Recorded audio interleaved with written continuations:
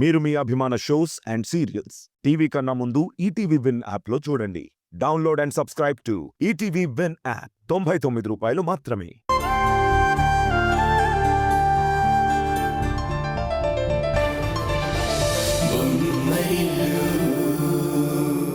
చూడండి, నా కొడుకుని మా ఆయన్ని మోసగించి మీ కూతుర్ని అంటగట్టారు. గొప్పింటికి పంపించేశాం కదా, ఇక్కడ రాజభోగాలు అనుభవిస్తుందని, రాణిలా బ్రతుకుతుందని కలలు కంటున్నట్టున్నారు. కానీ మీ కూతురికి ఇంట్లో ఉన్న విలువేంటో తెలుసా? ఈ ఇంట్లో ఉన్న పని మనుషుల్లో తను ఒకరిది. అది మీ కూతురు బతికిక్కడ. ఇంకోసారి ఇక్కడ విషయాలు తెలుసుకుందామని మాటి మాటికి ఫోన్ చేశారనుకోండి, ఇప్పటి వరకు మీకే హారిక గురించైతే చెప్తోందో ఆ హారికకి పట్టిన గతే మీ కూతురికి పడుతుంది.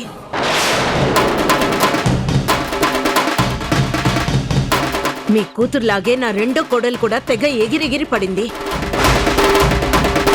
నేనిచ్చిన ట్రీట్మెంట్కి కుక్కిన పెయిన్లా ఇంట్లో పడుంటోంది. అలాగే మీ కూతురుకు కూడా చేయగలను. మీకిదే లాస్ట్ వార్నింగ్. ఇక మీరు మీ అమ్మాయికి ఫోన్ చేయడం కానీ, మీ అమ్మాయి మీకు ఫోన్ చేయడం కానీ జరగకూడదు.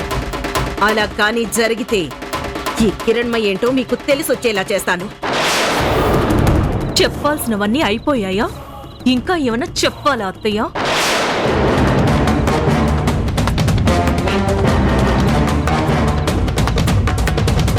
ఎవరు మాట్లాడేది? మీరు కుక్కేసిన పేనుని, ముక్కుతాడి వేసి మూలన కూర్చోపెట్టిన రెండో కోడల్ని.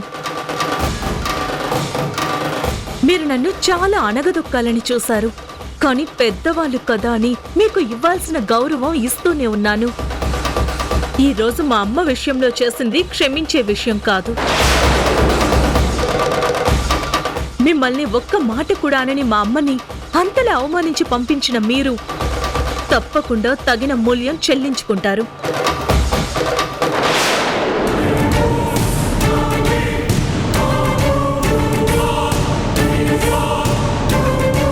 చూడండి అత్తయ్య, మీరు మనుషుల్ని గుండెల్లో కాకుండా గుప్పిట్లో పెట్టుకోవాలనుకుంటున్నారు. అందుకే మీరు మాటి మాటికి మనుషులకి దగ్గరయ్యే విషయంలో ఫెయిల్ అవుతున్నారు. బిజినెస్లో మీరు ఎలా సక్సెస్ అవుతూ వెళ్తున్నారో, రిలేషన్లో అలా ఫెయిల్ అవుతూ వెళ్తున్నారు. ఎవరితో ఎలాంటి రిలేషన్ మెయింటైన్ చేయాలో నాకు బాగా తెలుసు. నువ్వు నాకు చెప్పనక్కర్లేదు. మీరు అనుకున్న రిలేషన్స్లో అహం, అధికారమే ఉంటుంది. అవి ఉన్న చోట బంధాలు, సంబంధాలు చేయి జారిపోతాయి. మీరు నన్ను పని మనిషితో పోల్చారు కదూ, అహాన్ని ఎక్కువ కాలం భరించే ఓపిక వాళ్ళకు కూడా ఉండదు. ఏ రోజైతే వాళ్ళు పడుతున్న అవమానం హద్దులు దాటుతుందో ఆ రోజు వాళ్ళు మీకిచ్చే మర్యాద మంట గలిసిపోతుంది. ఈ రోజు మిమ్మల్ని గౌరవిస్తున్న నోటితోనే నోటికొచ్చినట్టు తిట్టేసి వెళ్ళిపోతారు. అది పని మనిషికి మన మనిషికి ఉన్న తేడా. నేను మిమ్మల్ని ఎదిరించే పరిస్థితి రానివ్వకండి అత్తయ్య. ఆ రోజు వచ్చిందంటే మీ పరిస్థితి ఎలా ఉంటుందో ఒక్కసారి ఊహించుకోండి.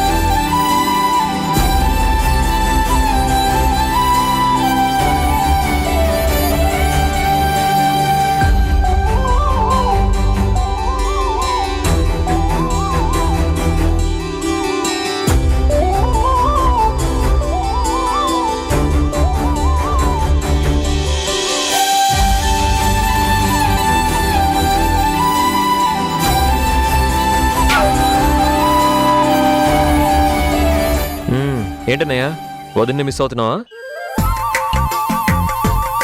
అన్నీ తెలిసి అడుగుతావేంట్రా? మరెందుకు ఆలస్యం? వెంటనే కాల్ చేసి రమ్మని చెప్పచ్చు కదా.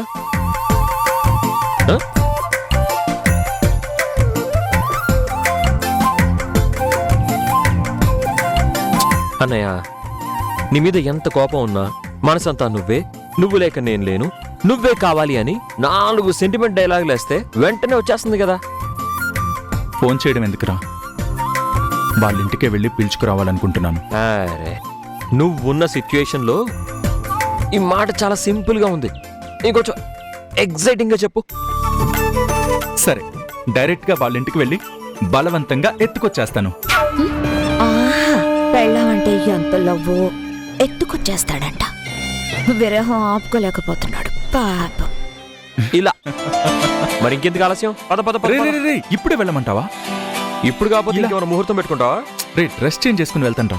డ్రెస్ అంతా బాగుందన్నయ్య, హెయిర్ స్టైల్ కూడా బాగుంది. నడు నడు నడు. రే, వెంటనే వస్తుందంటావా? 100% వస్తుందన్నయ్య. ఆ 4 మాటలు మాత్రం చెప్పు. ఆ? పద పద పద పద పద. సరే. ఆ, రే. వెళ్ళు.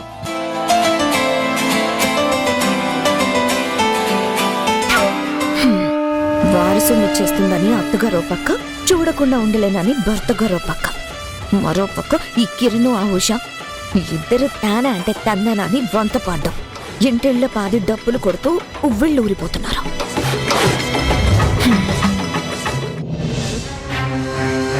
ఆ ఉషా హారిక ఇద్దరూ కలిసిపోయి నన్ను ఒంటరిదాన్ని చేస్తున్నారు.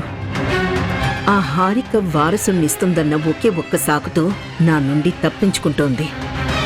లేకుంటే నాకొచ్చే కోపానికి.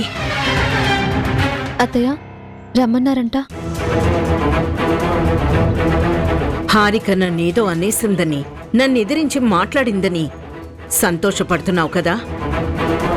అదేం లేదత్తయ్య. నాకు మాత్రం సంతోషంగానే ఉంది. తెలిసన్నాను, తెలియకన్నాను తెలియదు కాని హారిక వినాల్సిన మాటలే అన్నాను. అందులో నాకేం తప్పనిపించలేదు.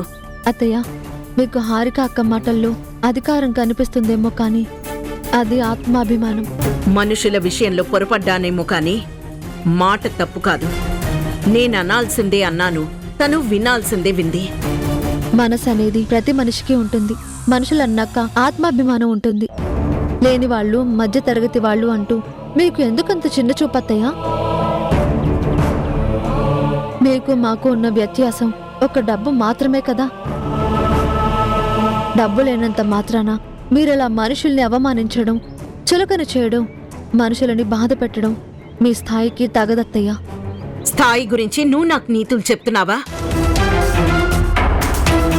అదే స్థాయి గురించి నేను ఆలోచించుంటే నిన్ను కోడలిగా ఈ ఇంటి గుమ్మంలో అడుగు పెట్టనిచ్చేదాన్నే కాదు. హారికని కోడలిగా అంగీకరించేదాన్ని కాదు. అయినా నేనేదో అన్నానని నా మాటను పట్టుకుని మాట్లాడుతున్నావే. అసలు సమస్య నా మాటది కాదు, హారికది. నన్ను క్షమించండి అత్తయ్య గారు అని ఒక్క మాట అడగడానికి నోరు రాక క్షమాపణ చెప్పకుండా పొగర్తో ఇంటి గడప దాటి వెళ్ళిందా రోజు.